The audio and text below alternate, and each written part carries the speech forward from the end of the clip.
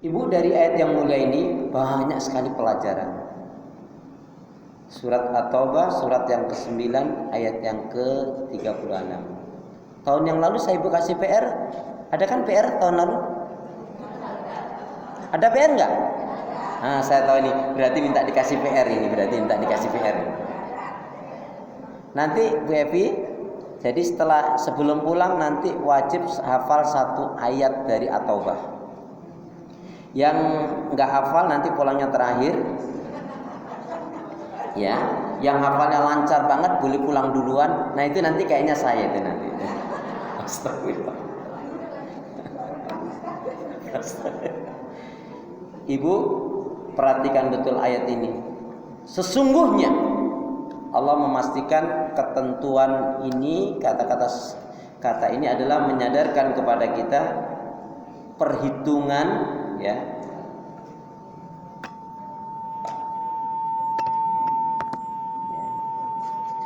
Sesungguhnya hitungan bulan di sisi Allah dalam 1 tahun itu ada 12 bulan.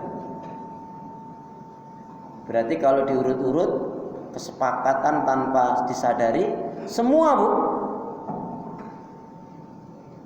Bahkan penciptaan langit dan bumi itu, ya, penentuan bulan yang 12 bulan 1 tahun itu dibarengkan dengan penciptaan langit dan bumi. Namun demikian, ada di antara 12 bulan itu yang disebut dengan Syahrul Hurum. Syahrul Hurum artinya bulan yang dimuliakan atau bulan yang harus dihormati. Ada juga yang mengatakan Syahrul Hurum itu adalah bulan yang suci. Kalau bulan Ramadan bulan suci enggak? Bulan Ramadan bulan suci enggak? Siapa yang ngajarin? Bulan Ramadan itu bulan suci kan menurut kita. Padahal Rasul mengatakan atakum sahrul mubarak. Akan datang kepada kalian, telah datang kepada kalian bulan yang dipenuhi kebaikan dan keberkahan. Maksudnya adalah bulan Ramadan. Ramadan kapan? Ramadan kapan? Ibu jawab, Ramadan sebentar lagi. Ramadan sebentar lagi. Iya kan? Ramadan sebentar lagi kan? Ya iya.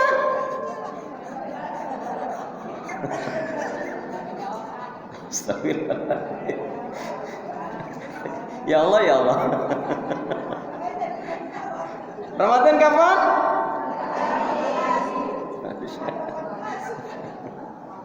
Baik, Ibu perhatikan. Nah, Allah menciptakan langit, bumi dan alam semesta ini juga di dalamnya Allah menciptakan yaitu bulan setahun itu 12 bulan itu ada 4 bulan disebut Syahrul Hurum. Disebut Syahrul Hurum bulan yang dihormati, bulan yang dimuliakan, juga ada yang mengatakan bulan yang suci. Hurum dalam ayat ini kan Syahrul Hurum. Apa yang perlu diperhatikan? Lihat ini.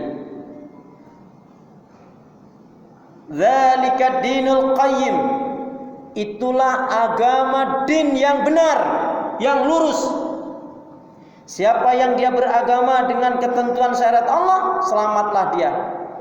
Salah potong rambut nyesel sesaat. Salah pilih pendamping hidup nyeselnya seumur hidup. Jika mempertahankan kesalahan dan penyimpangan, salah pilih agama, pedoman hidup, keyakinan hidup, ruginya dunia dan akhirat. Makanya Bu, jangan pernah kau cintai orang yang enggak mencintai Allah. Jangan pernah kau cintai orang yang tidak mencintai Allah. Capek. Allah jadi tinggal kok. Jangan kau pertahankan sesuatu yang enggak perlu dipertahankan. Jangan pernah bergantung kepada manusia. Punya teman, sahabat, diajak kebaikan nggak mau. Punya pasangan hidup, diingatkan, disadarkan, nggak mau ibadah, nggak mau. Malah bisa makin hari malah merusak hati, iman, ibadah. Bahkan menjadikan kita bisa jauh pada Allah. Putus. Nehi. Nggak lagi deh. Harus begitu. Aduh, aku nggak bisa tanpanya. Syirik hidupmu. Dia adalah segala-galanya. Bohong. Berapa banyak wanita yang ditinggal mati suaminya karena iman tauhidnya dijaga oleh Allah, karena dia menjaga iman tauhidnya, dia biasanya makin sehat malah. Karena memang suami bukan segala-galanya loh, Bun. Ada yang suaminya meninggal atau pisah dengan suaminya, dia malah bisa berkarya, bisa mengembangkan ilmunya, bisa berdakwah. Makin sehat, pipinya aja makin tembem. Memang kita nggak boleh bergantung kepada manusia, ya enggak? Karena Allah lah tempat bergantung kita. Allahus Samad, la haula wala quwwata illa billah. Allahu akbar. Kalau kita dalam beragama ini benar, maka ikuti ketentuan aturan Allah.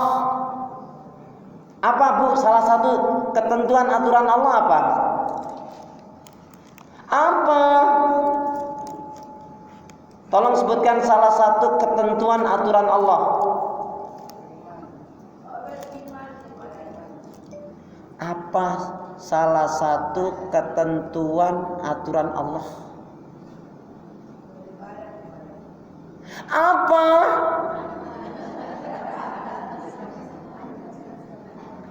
Salah satu ketentuan Allah adalah menjalankan perintahnya, menjauhkan larangannya. Ibu ngerti nggak? Sebenarnya Allah menguji kita hanya dengan dua hal saja loh, Bu. Jika luluslah kita dan surga yang akan kita dapatkan. Amin, gitu dong. Lama banget sih harus jawaban dulu. Allah menguji kita hanya dengan dua hal. Jika lulus, surgalah yang akan kita dapatkan. Amin. Tapi kalau gagal, na'udzubillah min dzalik, neraka ancaman. Apa itu? Ujian yang Allah berikan kepada kita cuma dua. Ayo pura-pura mikirnya jangan terlalu lama.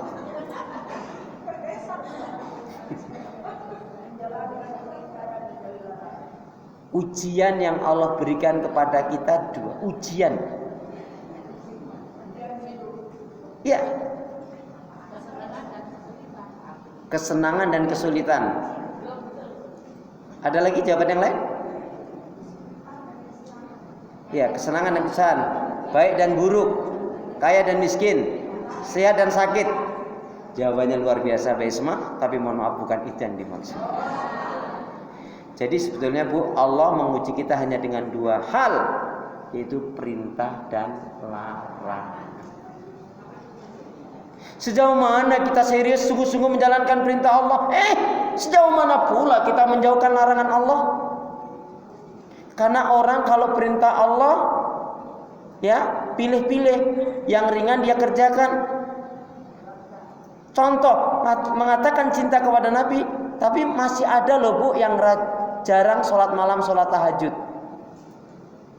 Ibu termasuk yang rajin bangun malam atau rajin sholat malam? Kenapa Ustadz katanya begitu? Iya, karena ada memang yang rajin bangun malam, tapi hanya buka tutup keran. Na'udzubillah nih. Ada yang ngakunya muslimah dengar azan kaget aja ada. Allahu akbar, Allahu akbar. Ya Allah, udah azan. Mending kalau terus ambil air wudu. Enggak, cuma gitu aja. Yang paling parah lagi sudah bagus dalam rumah. Allahu akbar, Allahu akbar. Bukan ambil air wudu sholat, malah keluar rumah nemuin tetangganya bilang apa? Jeng sekarang adanya cepet ya jengnya. Alhamdulillah nih. Apa, Bu, perhatikan ini? Bulan yang dimuliakan Allah, bulan yang hendaknya kita hormati, kita muliakan, dan bulan yang penuh kesucian ini sebenarnya apa? Di dalamnya ada panduan yang Allah berikan kepada kita dan harus betul-betul kita perhatikan. Apa itu? Fala tadlimu fihinna. Jangan kalian berbuat kezaliman di dalamnya. Dalamnya semuanya tadi.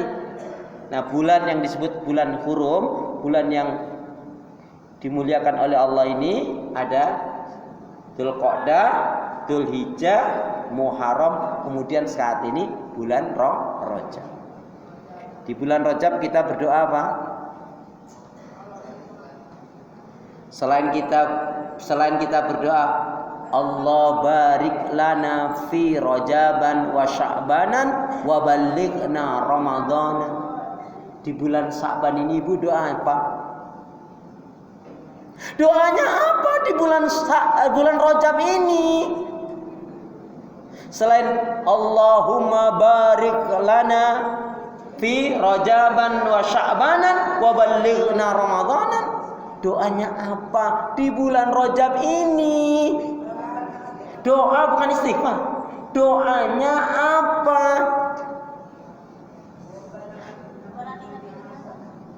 Ya Allah. Doanya apa? Doanya apa?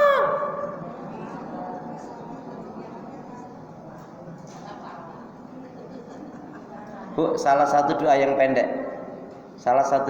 Ikutin saya. Bismillahirrahmanirrahim. Ya Allah ya Arhamar Rahimin. Janganlah kau matikan aku kecuali setelah amal ibadahku lebih banyak dari dosa-dosaku. Ya Allah ya Arhamar Rahimin, janganlah kau matikan aku kecuali setelah amal ibadahku lebih banyak dari dosa-dosaku. Lazimkan doa ini Bu. Andaikan kita dimatikan oleh Allah, dosa kita ternyata masih banyak, tapi karena kita sungguh-sungguh ingin tobat-tobatan nasuha, ingin ibadah dengan sebenarnya ibadah, ingin sungguh-sungguh dengan hijrah dengan sebenarnya hijrah, andaikan dosa kita pun masih banyak, tapi kita sering doa ini Bu, dan kita ingin membersihkan, ingin bertobat betul dengan tobatan nasuha, maka insya Allah walaupun dosa kita misalkan masih banyak, akan tertutup dengan doa itu insya Allah. Amin. Ya. Jadi salah satunya kita di bulan Rajab ini berdoa, satu, banyakin doa Rabbana dzalamna anfusana wa ilam taghfir lana wa tarhamna lanakunanna minal khasirin. Kemudian yang kedua, Rabbana la tuzigh qulubana ba'da id hadaitana wa hab lana min ladunka rahmah innaka antal wahhab. Kemudian Rabbana la tu'akhidna in nasina aw akhtana Rabbana wa la tahmil alaina isran kama hamaltu alal ladina min qablina Rabbana wa la tuhammilna ma la taqata lana bi wa'fu anna waghfir lana warhamna anta maulana fansurna alal qaumil kafirin. Bu, perhatikan. Terutama 5 doa ini ya, di bulan Rajab atau yang lainnya, tapi terutama di bulan Rajab maksimalkan 5 doa dari Al-Quran. Satu saya tuliskan ini aja ya, nomornya ya. 1 surat Rabbana dzalamna anfusana, surat 7 ayat 23 Al-A'raf. Kemudian Al-Imran ayat yang ketiga. Kemudian Al-Baqarah terakhir.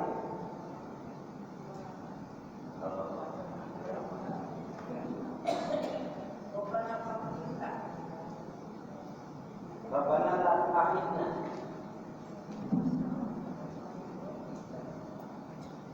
Ayat 286. Kemudian satu lagi, ini maksimal kan Bu? Surat 25 ayat 74. Sebetulnya itu sudah hafal, tapi intensinya kurang. Coba dimaksimalkan dengan perenungan, dengan memahami hadis itu. Insya Allah berkah lebih baik. Amin. Kemudian yaitu Al-Baqarah surat Al-Jin. 5 doa ini maksimalkan di bulan Rajab ini dengan pengertian dan pemahaman. Ibu hanya saat ini sering berdoa ini, tapi kadang-kadang kurang dengan doa itu.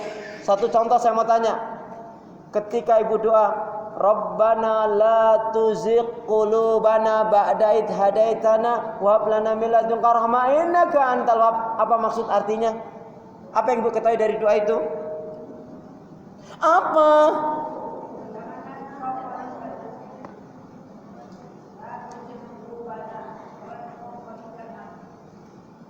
Itu kan artinya, Bun. Tapi maksudnya doa itu apa? Apa? Doa itu adalah minta keteguhan hati, istiqomah dalam Islam dan iman, dijauhkan dari segala keburukan dan fitnah. Kalau Ibu nggak memahami bahan doa, ya begitu-gitu saja. Padahal sahabat Nabi, orang-orang soleh dahulu itu, Bu, rata-rata ketika doa ini pasti diiringi dengan tangisan, karena mereka memahami. Bu, mohon maaf ya, Ibu mau baca Al-Quran, Ibu berdoa jangan seperti burung beo. Tahu burung beo? Burung beo itu ngerti, bisa ngomong, tapi dia nggak paham. Salat, salat, Allah, Allah, Waalaikum, Waalaikum, Allah, Allah. Tapi dia nggak ngerti. Itu yang doa cuman gitu-gitu aja nggak ngerti itu.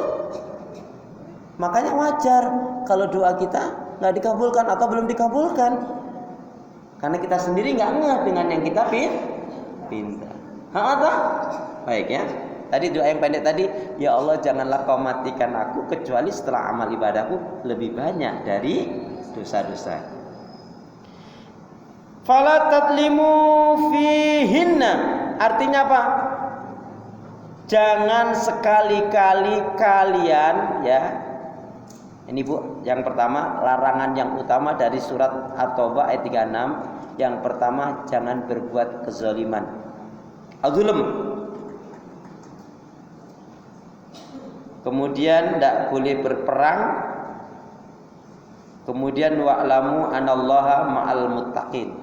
Jadi 3 pelajaran besar surat At-Taubah ayat yang ke-36. Yang pertama, jangan berbuat kezaliman. Zalim itu apa, Bu? Zalim itu apa? Hah? Zalim.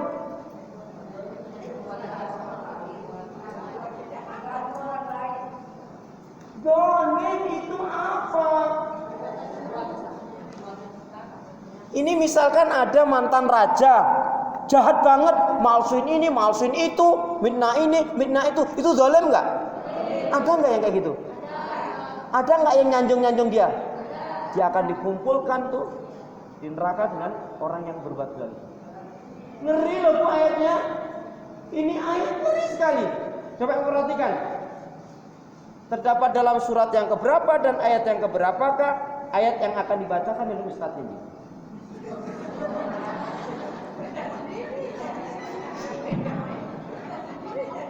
A'udzu billahi minasy syaithanir rajim. Wala tarkanu ilal ladzina zalamu fatamasakumun nar. Ulangi Gus ya, saya ulangi enggak apa-apa. Wala tarkanu ilal ladzina zalamu fatamasakumun nar. Ulangi lagi. Mau sampai berapa kali?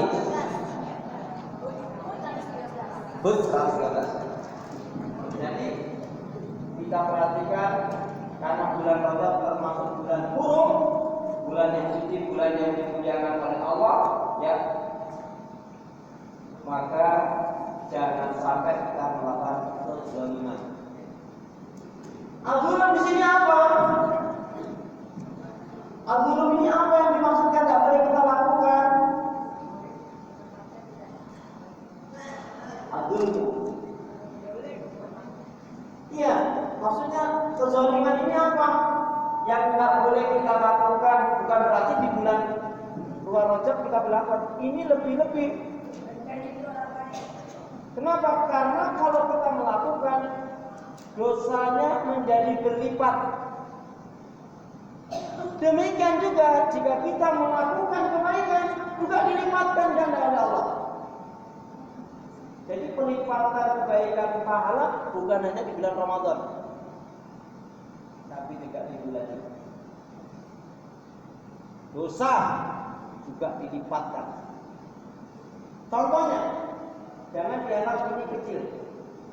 Ibu biasanya yang suka marah-marah itu ibu-ibu atau mak-mak?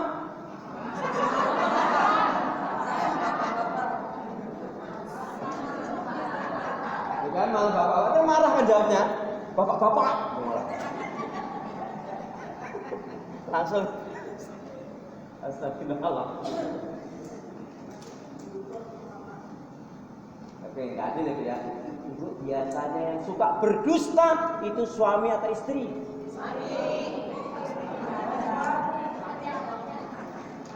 Sekali lagi, biasanya yang suka berdusta suami atau istri?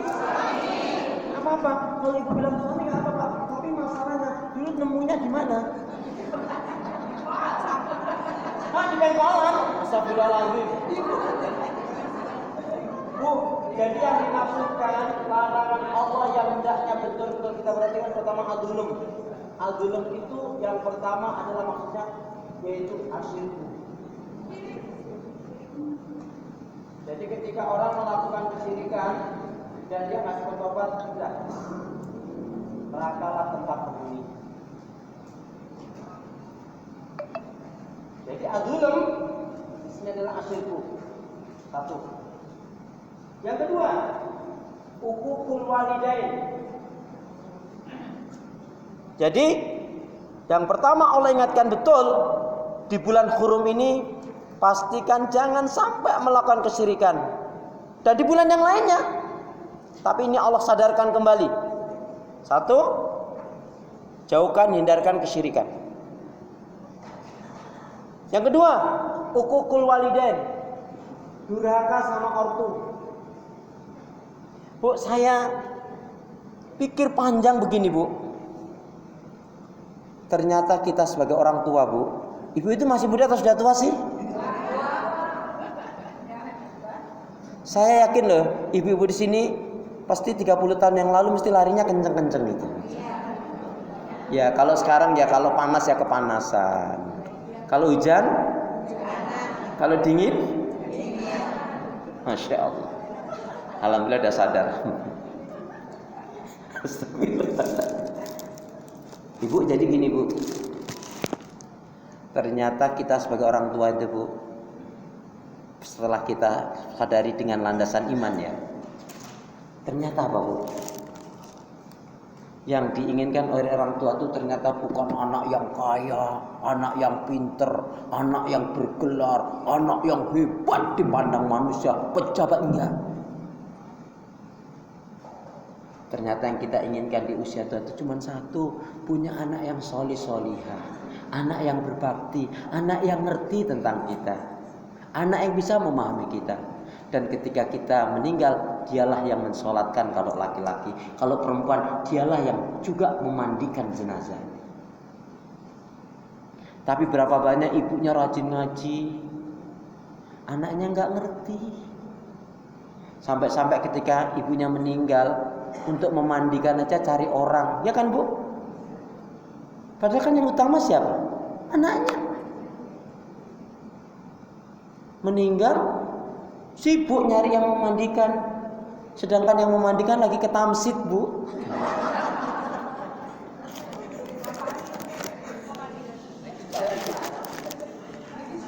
Ya terserah dia lah. Ya Allah, ya Allah. Ya kan? Bukankah kita bersyukur, Bu, ketika kita menjelang kematian anak kita membacakan Al-Quran di samping kita, membacakan tasbih, tahmid dan tahlil. Yang kita inginkan adalah dari anak kita itu membuat kita senyum, membuat kita gembira. Ibu ngerti nggak? Yang menyebabkan orang sedih ternyata cuma satu loh, Bu. Waalaikumsalam warahmatullahi. Akhirnya datang juga. Ibu, ternyata yang membuat orang sedih cuma satu, Bu. Yang membuat orang sedih ternyata cuma satu. Apa itu? Yang membuat sedih seseorang ternyata cuma satu. Apa itu yang membuat sedih? Karena dia nggak gembira, Bu. Iya. Kalau dia gembira dia nggak sedih loh Bu. Kalau dia sedih nggak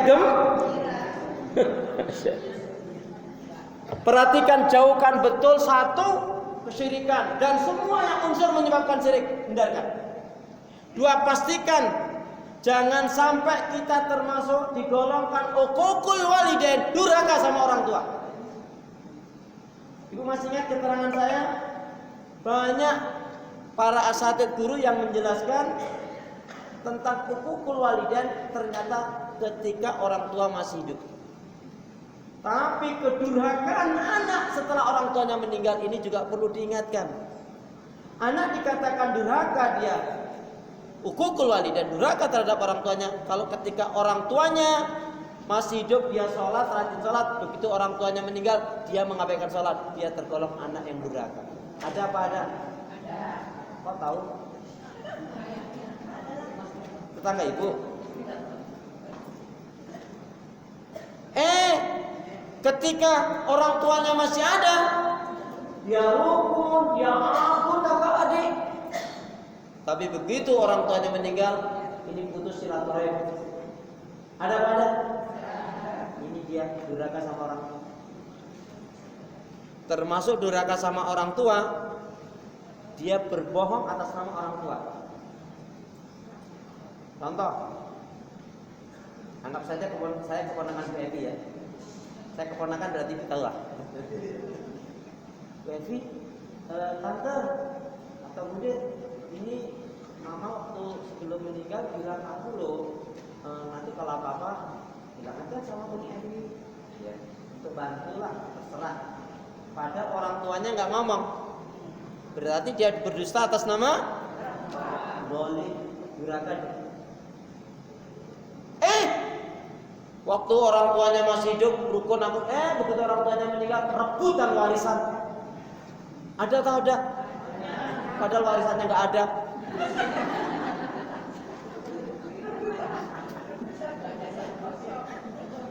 Ya nggak ada. Kok tahu nggak ada Ustaz? Memang punya duit banyak, ini banyak. Ternyata hutangnya lebih banyak. Setelah tahu hutangnya banyak, kamu aja kak, kamu aja dek, katanya gitu.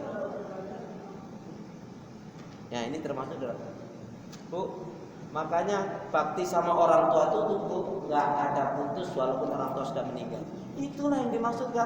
Anaknya tiap hari mendoakan kita, dapat rezeki. Bismillah ya Allah, ini infak sedekah atas namaku dan keluargaku dan kedua orang tuaku. Jadi mulai hari ini, contohnya Ibu masukkan kotak infak ini, begitu dengan Ibu mencanangkan Bismillah ya Allah, ini infak sedekah atas namaku, keluargaku dan kedua orang tuaku. Itu orang tua kita yang masih hidup, apalagi jam dapat loh Bu, hanya mencantolkan itu. What is mencantolkan? Ya. Dan mulai hari ini Ibu sering melakukan itu orang tua kita nggak putus. Ustadz, aku suami udah nggak ada Ustadz. Boleh. Saya tanya, Ibu kira-kira di akhirat nanti masih ingin ketemu suami Ibu atau enggak?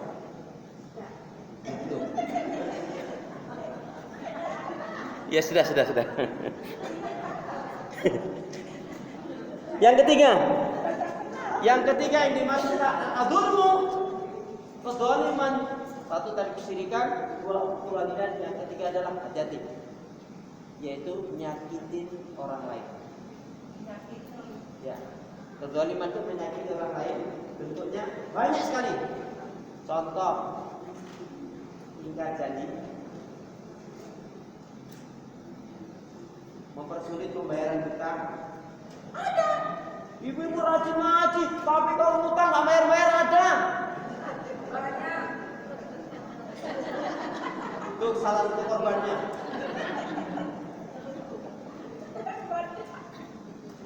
Boleh tuh. Gimana hidupnya mau diberkahi?